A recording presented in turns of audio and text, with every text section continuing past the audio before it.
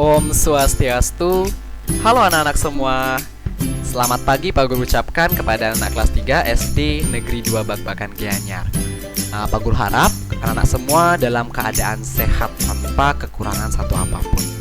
Nah, pada pagi hari ini Pak Guru telah menyiapkan video pembelajaran untuk pembelajaran tematik subtema ketiga, pembelajaran keempat di tema pertama ya.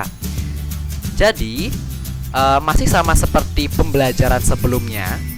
Hari ini kita akan belajar mengenai perkembangan hewan. Nah, jadi kita akan membahas mengenai perkembangan hewan.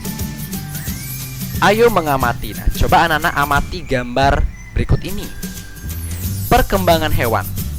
Nah, sebelumnya kamu sudah mempelajari tentang pertumbuhan hewan. Kamu juga sudah mempelajari tentang perkembangbiakan hewan. Hewan itu berkembang biak dengan cara yang berbeda-beda. Nah, setiap tahapan perkembangbiakan hewan juga berbeda-beda anak-anak. Jadi kan seperti sebelumnya ada yang berkembang biak dengan cara bertelur, melahirkan atau beranak, dan ada juga yang bertelur dan melahirkan. Setelah tahap itu, perkembangan hewan pun juga berbeda-beda. Nah, untuk mengetahui lebih lanjut, simak video ini sampai tuntas ya nak ya. Nah, perkembangan hewan itu berbeda-beda anak-anak, seperti yang Pak Guru jelaskan barusan. Nah, coba anak-anak amati gambar berikut ini. Nah, ini Pak Guru punya gambar di sini nak. Nah, pada gambar ini terdapat gambar telur ayam. Nah, ini gambar telur ayam. Kemudian terdapat juga gambar anak ayam dan gambar induk ayam. Ada pula gambar kupu-kupu dan kepompong. Nah, kemudian apa yang berbeda dari perkembangan mereka? Seperti yang sudah anak-anak ketahui, berkembang biak adalah salah satu ciri dari makhluk hidup anak-anak. Semua makhluk hidup melakukan atau mengalami yang namanya perkembangbiakan. Hewan setelah dilahirkan atau menetas itu akan mengalami yang namanya daur hidup. Nah, apa itu daur hidup? Daur hidup adalah ini. Semua tahapan perubahan yang terjadi kepada makhluk hidup selama hidupnya. Jadi makhluk hidup itu ketika ia menetas atau dilahirkan, baru dilahirkan, itu tidak langsung memiliki ukuran atau bentuk yang sama seperti induknya anak-anak. Jadi setiap makhluk hidup ketika baru lahir, baru menetas, itu mengalami fase-fase perkembangan.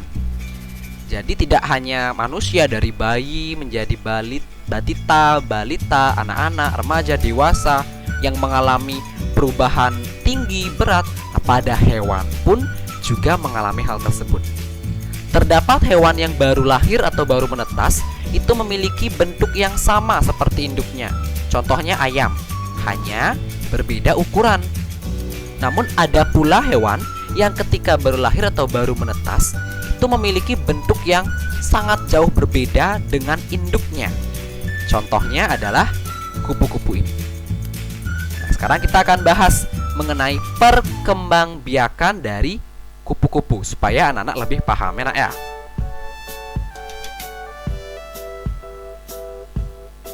Nah, sekarang Pak Guru punya beberapa gambar di sini anak-anak. Ini mengenai daur hidup kupu-kupu.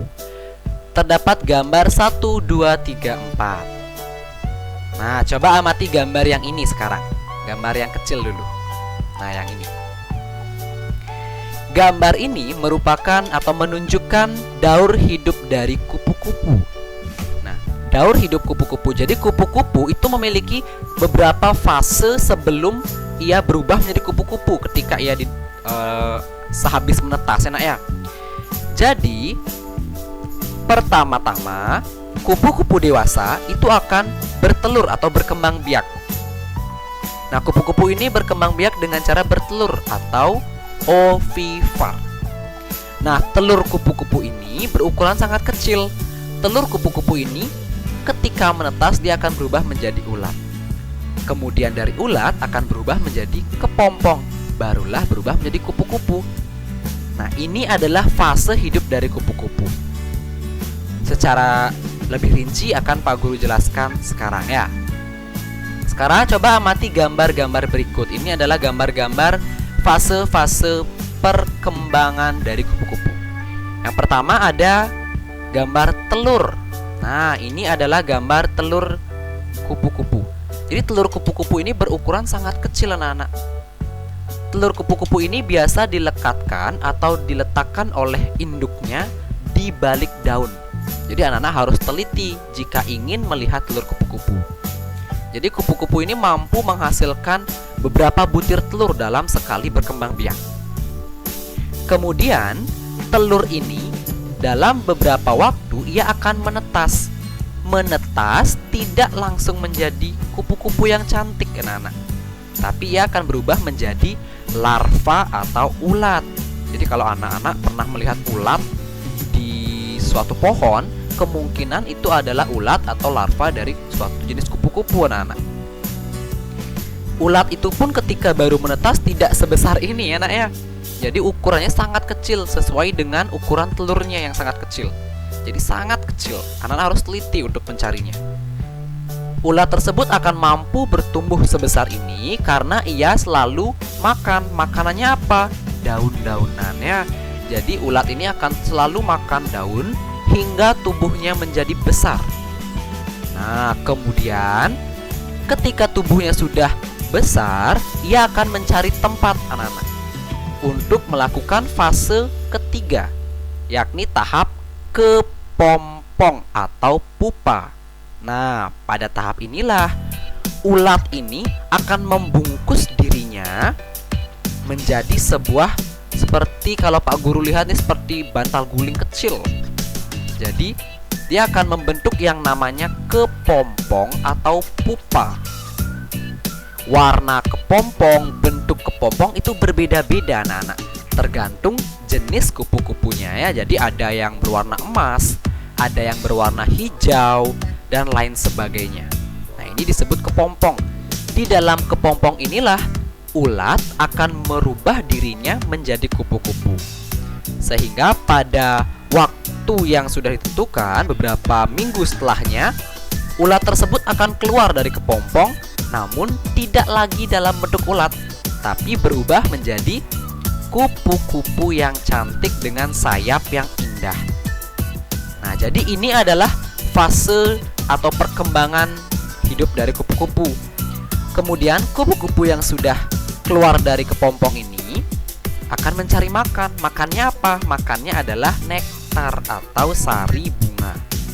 Kemudian ia akan siap berkembang biak lagi dan menghasilkan telur.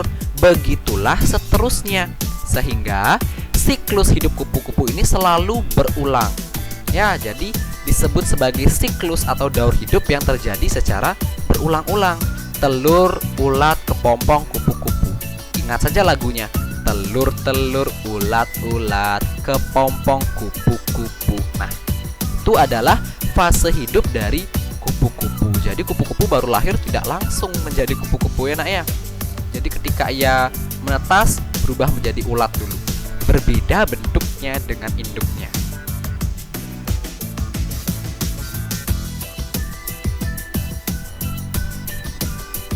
Nah, tadi anak-anak sudah belajar mengenai bagaimana daur hidup atau fase perkembangan dari kupu-kupu. Nah, sekarang kita akan belajar untuk menirukan gerakan kupu-kupu. Untuk menirukan gerakan kupu-kupu, sebelumnya Pak Guru sarankan agar anak-anak makan terlebih dahulu. Karena kita akan melakukan olahraga, kita akan melakukan pergerakan. Jadi, supaya memiliki tenaga harus sarapan terlebih dahulu ya. Yang pertama, sesuai dengan fase atau perkembangan dari kupu-kupu, yang pertama kupu-kupu akan bertelur. Nah, jadi yang pertama kita akan mengikuti gerak telur. Bagaimana bentuk telur? Bentuk telur kan bulat. Nah, jadi kita bisa mengikuti gerak telur dengan cara melakukan posisi tidur terlentang. Terlentang itu artinya menghadap ke atas, enak ya, itu terlentang. Dengan mendekap kaki, tangan mendekap kaki seperti gambar. Nah, seperti di gambar ya, tangan mendekap kaki. sehingga tubuh anak-anak akan membentuk seperti sebuah telur. Makanya disebut sebagai gerakan telur. Nah, gerakan telur ini mampu untuk melatih kekuatan otot punggung. Nah, di sini akan ada peregangan di otot punggung dan otot kaki serta tangan. Yang kedua, setelah telur, fase kupu-kupu akan berubah menjadi ulat. Bagaimana gerak ulat? Gerak ulat dapat anak-anak lakukan dengan posisi badan merangkak ya, atau merayap. Nah, seperti di gambar. Jadi kita akan mengikuti bagaimana gerakan ulat berjalan. Jadi ulat berjalan itu dengan cara merayap, nak ya. Merayap dengan menggunakan otot-otot perutnya. Jadi gerakan ulat ini ketika anak-anak lakukan itu akan mampu untuk melatih kekuatan otot tangan dan otot tungkai atau otot kaki. Jadi ini bisa anak-anak praktekkan di rumah. Kemudian fase berikutnya pada perkembangan kupu-kupu, setelah kupu-kupu berubah menjadi ulat, maka kupu-kupu akan berubah menjadi yang namanya kepompong atau pupa. Nah, kita akan mengikuti bagaimana gerakan kepompong. Gerak kepompong dapat anak-anak lakukan dengan cara posisi berdiri. Nah, posisi berdiri dengan tangan mengepal seperti ini anak ya, mengepal. Kemudian diletakkan di atas kepala. Salah satu kaki kemudian diangkat menyerupai gerakan menggantung di pohon. Nah, supaya membentuk seperti sebuah kepompong yang sedang menggantung di ranting pohon. Nah, seperti di gambar ini, nak. Tahukah anak-anak, jika gerakan kepompong ini mampu untuk melatih keseimbangan. Jadi kalau anak-anak punya keseimbangan yang baik, maka kalian akan bisa melakukan gerakan kepompong tanpa adanya kesulitan. Jadi kalau keseimbangannya buruk, maka ketika menaikkan satu kaki tidak jarang goyang kanan, goyang kiri, dan jatuh ya. Jadi harus punya keseimbangan yang baik. Kemudian fase yang terakhir dari perkembangan kupu-kupu adalah berubah menjadi kupu-kupu ya. Habis kepompong, maka kupu-kupu akan berubah menjadi kupu-kupu yang cantik. Bagaimana bentuk kupu-kupu? Nah, gerak kupu-kupu ini dapat anak-anak lakukan dengan posisi yang sama. Jadi masih dalam posisi berdiri. Kemudian tangan terbuka. Nah, diginikan tangannya ya. Kemudian tangan itu digerakkan seperti kupu-kupu. Bagaimana kupu-kupu terbang? Anak dapat gerakan seperti ini sambil berlarian.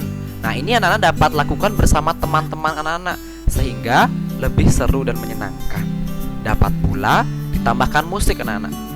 Ya, jadi gerakan kupu-kupu ini atau menirukan kupu-kupu ini mampu untuk melatih kekuatan otot tangan. Nah, seperti ini karena tangan kita bergerak terus-menerus. Jadi melatih otot tangan ya. Kemudian juga melatih otot kaki karena dilakukan sambil berlari. Kalau kupu-kupu kan bergerak dengan cara terbang. Kalau kita menirukan gerakan kupu-kupu sambil berlari. Nah, jadi supaya menyenangkan dapat dilakukan bersama teman, kakak, adik, dan diiringi dengan musik. Sehingga gerakan-gerakan ini tidak melelahkan namun menyenangkan. Nah, gerakan-gerakan tersebut dapat anak-anak lakukan di rumah. Pada situasi pandemi, gerakan ini sangat cocok diterapkan untuk melatih kebugaran tubuh sehingga daya imunitas anak-anak dapat terjaga, sehingga kesehatan anak lebih baik ya. Nah, sekian untuk video pembelajaran kali ini. Terima kasih telah menonton video ini. Apabila ada pertanyaan mengenai daur hidup dari kupu-kupu dan bagaimana melakukan gerakan menirukan kupu-kupu, anak dapat tanyakan langsung pada Pak Guru atau dapat menanyakan di grup kelas ya. Selanjutnya kita akan kembali pada pembelajaran di classroom dan grup kelas.